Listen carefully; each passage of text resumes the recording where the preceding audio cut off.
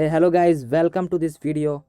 So friends and students, today in this video हम देखने वाले हैं यूपी बोर्ड क्लास 12 की 2023 का जो मॉडल क्वेश्चन पेपर है, बोर्ड क्वेश्चन पेपर, इसको हम देखने वाले हैं कि किस प्रकार इसमें कैसे कैसे क्वेश्चन पूछे गए हैं। तो इस पेपर का जो कोड है 316ZX है, ठीक है। इसमें हमको समय 3 घंटे 15 मिनट मिलता है, ठीक है। जो 15 मिनट स्टार्टिंग में हमें मिलता है वो पेपर को पढ़ने के लिए मिलता है और ये पूरे 100 अंक के होते हैं। तो इसमें कुछ इस प्रकार दिया गया है। तो इसमें इन ABCD सब सेक्शन करना है और इसमें दिया गया है, और इसमें दिया गया सेक्शन ए रीडिंग है। तो देखते हैं सेक्शन ए क्या है। Read the flowing passage carefully and answer the question that blue, ठीक है। तो इस पैसेज को केयरफुली पढ़ना है, सावधानपूर्वक, और इसके क्वेश्चन का आंसर देना है हमें, ठीक है। तो ये कुछ इस प्रकार दिया गया है। इसका ऑन पैसेज है ये। तो इसमें freedom and power bring responsibility, that responsibility rests up and assembly as sovereign body representing the sovereign people of India. तो इस प्रकार कुछ इतना लंबा चौड़ा इसका दिया गया है, ठीक है। ऑन पैसेज, इसी में आपको आंसर, इसके जो क्वेश्चन इसके नीचे पूछेंगे उसी को आंसर देना होगा। तो इसमें देखिए पहला क्वेश्चन दिया गया है A number, what bring responsibilities and where does it rest upon. उसके बाद अगला क्वेश्चन है what does this service of India means. Service of India का मतलब क्या है यहाँ। What is the moral and constitutional duty of the government towards of the citizen of our country. अगला क्वेश्चन है what did you mean by democracy. उसके बाद इसमें ई नंबर है, इसका अगला ई नंबर है what which word in the passage means careless. Careless का मतलब क्या होता है, मतलब केयरलेस का मतलब कंटिन्यूसली, इसका मीनिंग हो जाएगा कंटिन्यूसली, कंटिन्यू हो जाएगा। What word the passage in opposite of सेल्वी। अपोजिट का हो जाएगा, सेल्वी का अपोजिट हो जाएगा फ्रीडम। उसके बाद तीसरा क्वेश्चन नंबर दिया है what is the meaning of in equality of opportunity in the passage. उसके बाद दिया है सेक्शन बी राइटिंग। तो सेक्शन बी राइटिंग में देखते हैं पहला क्वेश्चन दिया, दूसरा क्वेश्चन नंबर है right an article on any of the flowing topic in about 100 to 150 words, ठीक है। तो इसमें 100 से 150 शब्दों में हमें कोई एक आर्टिकल्स पे क्या लिखना है, हमको आर्टिकल लिखना है। तो इसमें दिया गया है democracy value in India, raising price दिया गया है, unemploy a major problem of present day youth.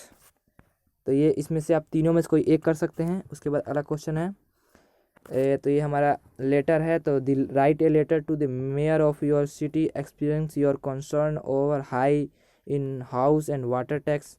और दूसरा नंबर क्वेश्चन है write a letter to principal of your college requesting him to take proper arrangement of refreshing during recesses. तो इसमें water tax मतलब पानी के जमाव पे, अपने घरों में पानी के जमाव पे मेयर को अपने लेटर लिखना है, ठीक है। अपने सिटी के मेयर को लेटर लिखना है। दूसरे में दिया है प्रिंसिपल के बारे में लिखना है requesting to proper arrangement refreshing during recesses. उसके बाद हमारा सेक्शन नंबर सी है, ग्रामर सेक्शन है। तो ग्रामर सेक्शन में देखें क्या है। तो यहाँ दिया गया है चूज़, चौथा नंबर है choose the correct option of answer of following questions. A है a government rich by the card. तो इसमें से कोई एक आंसर सही है, तो इसमें से आप, मेरे ख्याल से पहला सही है। उसके बाद देखते हैं the phrase point out means. Phrase point out का मीन क्या हो गया, टू, मेरे ख्याल से तीसरा नंबर सही है, द थिंग ऑफ। उसके बाद दिया गया है द साइनोनिम ऑफ ज्वेलस, सेलॉज होगा, सेलॉस। उसके बाद है he now Ramu since a long time. इसमें कौन सा, इसमें एरर ढूंढना है इस वर्ड में, इन चारों में से किस वर्ड में गलती है। उसके बाद दिया गया है ई नंबर द एंटोनिम ऑफ जस्टिक। जस्टिक का उल्टा क्या होगा, अनजस्टिक, ठीक है। उसके बाद अगला क्वेश्चन नंबर हमारा पांचवा का a change any of one following in the indirect passage. तो इसको इनडायरेक्ट पैसेज में इन दोनों में किसी एक को चेंज करना है, ठीक है। तो उसके बाद दूसरा है B number combine any of the following direct, one of the following direct. इसको डायरेक्ट में चेंज करना है तो इसमें दिया गया you must work hard you will be success, तो इसको सिंपल सेंटेंस में चेंज करना है। दूसरा my friend is drinking tea he is cunning, इसको कंपाउंड में चेंज करना है, ठीक है। तो इसमें अगला दिया है C number change of any of one of the any following as directed, इसको डायरेक्ट में इन दोनों में इसको एक्टिव वाइज में इसको चेंज करना है, ठीक है। उसके बाद दिया गया इसमें choose any of one the following sentence, इनमें से कोई एक सेंटेंस को सही करना है, ठीक है। तो ships are grazing in field, तो इसमें एस हट जाएगा या बस इसमें शिप्स नहीं रहेगा, बस ship are grazing in the field. तो इन दिनों में से किसी एक का मीनिंग लिखना है, एक सेंटेंस लिख देना है बर्थ और ब्रेथ में, ठीक है। डोज और डज में, इन दोनों में किसी का एक का मीनिंग लिख देना है, ठीक है। उसके बाद दिया है हमारा अगला क्वेश्चन नंबर 6 ट्रांसलेट दी हिंदी पैसेज इनटू इंग्लिश, तो हमें इसको इंग्लिश में ट्रांसलेट करना है। तो ये हिंदी का इस प्रकार है, सर्वप्रथम चाय का उत्पादन एवं उपभोग चीन में हुआ था। प्रारंभ में इसका उपयोग दवा के रूप में किया गया, लेकिन बाद में यह सर्वाधिक प्रिय पेय बन गया। अब यह अधिकांश भारत और श्रीलंका में पैदा होता है। अब तो संपूर्ण विश्व में लोगों की चाय पीने की आदत बन गई है। कठिन परिश्रम करने के पश्चात एक प्याली चाय ताजगी उत्पन्न करती है। तो इसका हमें हिंदी ट्रांसलेटर इंग्लिश में इसको ट्रांसलेट करना है। उसके बाद क्वेश्चन नंबर डी है लेक्चरर, तो इसमें दिया है answer of the question in about 14 words, तो इसमें से 14 वर्ड्स 40 शब्दों में इन दोनों में से अथवा में दोनों में से आंसर एक देना है। तो why did the child the lawyer, तो महात्मा गांधी ने लॉयर को क्यों डांटा था। तो महात्मा गांधी जब वहाँ गए थे, चंपारण गए थे, तो वहाँ पे क्या हो गया था, वहाँ पे जो वकील थे उन्होंने बहुत सारे किसानों से लगान के लिए केस लड़ने के लिए बहुत सारे पैसे लिए थे, इसलिए गांधी जी ने इनको लॉयर्स को डांटा था। उसके बाद अगला है what is the inhabitation Seemapuri of their survival, तो सीमापुरी के जो लोग थे उस सर्वाइवल करने के लिए क्या करते थे। उसके बाद दिया है question number B what did the inductor do to in train Douglas, तो इंडक्टर जो था वो डगलस को किस प्रकार ट्रेन किया, किस प्रकार सिखाया। उसके बाद इसका ऑथर वाला क्वेश्चन दे सकते हैं हु वाज मुकेश और व्हाट हिज एम्बिशन, तो मुकेश कौन था और उसकी एम्बिशन क्या था, एम्बिशन उसका क्या था। तो ये दोनों लिख देंगे, तो इसमें से आपको 8 नंबर मिल जाएगा। एक क्वेश्चन का 4 नंबर इसमें मिलेगा, आप उसका आंसर देंगे तो। उसके बाद दिया है answer any of one following on the about 18 words, तो 18 वर्ड्स में आंसर देना है, ठीक है, इन दोनों में से किसी एक का। तो पहला नंबर है describe the deplorable plight of the bangles maker, तो बैंगल्स मेकर की स्थिति को पूरी तरह डिस्क्राइब करना है, ठीक है। तो how did Douglas struggle at the pool, तो डगलस थे वो किस प्रकार पूल में स्ट्रगल किए थे अपनी लाइफ को बचाने के लिए। और what strategy did he adopt to save his life, और अपने जीवन को बचाने के लिए डगलस ने किस प्रकार पूल में परिश्रम किए थे। उसके बाद अगला क्वेश्चन है हमारा 9वां read the following extract carefully and answer of the question that flow, तो एक ये पैसेज दिया हुआ है, ठीक है, इसको हमें केयरफुली पढ़ना है और इसके आधारित जो क्वेश्चन दिए हैं उसका उत्तर भी लिखना है।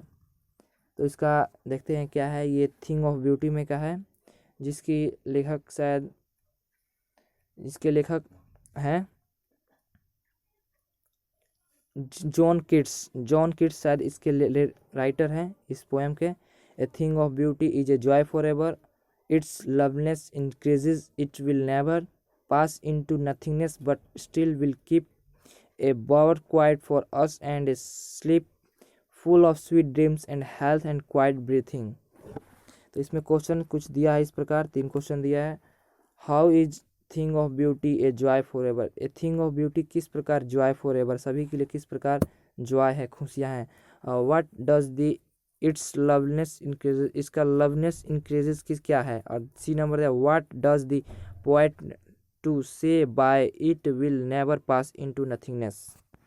उसके बाद हमारा 10वां क्वेश्चन नंबर दिया है write the central idea of any one of the following poems. इन तीनों पोएम में से किसी एक पोएम पर हमें सेंट्रल आइडिया लिखना है। तो माई मदर एट 66 पर लिख सकते हैं। इनके माई मदर एट 66 के राइटर कमला दास हैं, और दूसरा है an elementary school in slum, इसके राइटर स्टेफन स्पेंडर है, कीपिंग क्वाइट। ठीक है, तो इन तीनों में से किसी एक पर आप सेंट्रल आइडिया लिख सकते हैं, जिस पे आपको 4 नंबर मिलेगा। उसके बाद हमारा अगला क्वेश्चन 11 नंबर है, answer of the flowing question in about 14 words H. तो 14 वर्ड्स में इन दोनों में से किसी का आंसर देना है। ए और ओ वाला में दिया है। तो पहला दिया है, why did the king decide to marry. तो किंग ने क्यों डिसाइड किया शादी करने के लिए? क्योंकि उसके राज्य में शेर की संख्या घट गई थी, क्योंकि उसे 100 शेर मारने थे। ठीक है, तो इसलिए वो किसी और राज्य में शेरों को मिलता, और उसे इसलिए वो डिसाइड करता है मैरी करने का, शादी करने का, विवाह करने का। What did the author feel when we reached Atlantica. How did the author feel when he reach Atlantica. Author ने क्या फील किया जब वो अटलांटिका पहुँचे। ठीक है, उसके बाद अगला क्वेश्चन है B number, how was Derry impressed by mister Lamb. Mister Lamb से डैरी किस प्रकार इम्प्रेस हुआ। तो इसमें लिख सकते हैं। इसके बाद अगला क्वेश्चन है, हाउ डज जो response on her father's telling story telling. तो जब उसके पिता जब उन्हें स्टोरी सुनाते थे, तो वो जो किस प्रकार रिस्पॉन्स करती थी उस पर। तो इस पे आप लिख सकते हैं, जिस पे आपको 4 नंबर निर्धारित है। उसके बाद हमारा अगला क्वेश्चन है और लास्ट क्वेश्चन है, right any of one the flowing question in about 18 words. तो इन दोनों में से किन्हीं इस एक क्वेश्चन का आंसर लिखना है, जो इसके लिए 7 अंक हमें मिलेंगे। तो पहला दिया है, who was the psychiatrists, what had he to say about the third level. तो साइकेट्रिक फ्रेंड्स कौन था, और वो थर्ड लेवल के बारे में क्या कहता है। और दिया है, what did doctor Sadao save the life of American war prisoner, how did his wife Hana help him in his poets acts. तो इस प्रकार इस क्वेश्चन दिए गए हैं। तो यहीं पे हमारा वीडियो एंड होता है। तो thank you friends watching this video, take care, like, subscribe and good luck.